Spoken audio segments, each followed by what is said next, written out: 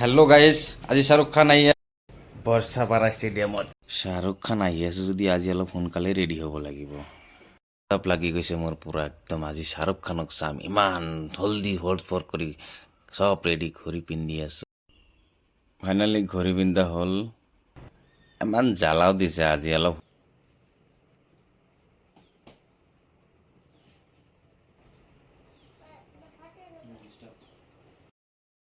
Bus ready হৈ গ'লোঁ।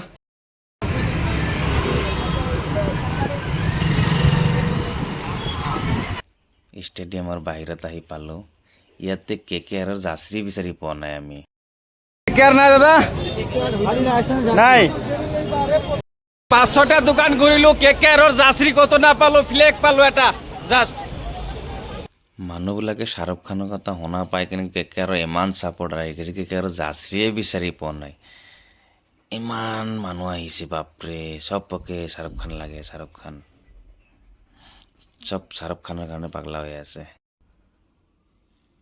চব মানুহ আহি গৈছে, লাইনত খাৰা হৈছোঁ, এতিয়া টিকেট দেখাম। ষ্টেডিয়াম পাই গ'লো গাইজ। ফাইনেলি বৰ্ষাপাৰা ষ্টেডিয়াম আহি পালোঁ। মেহেল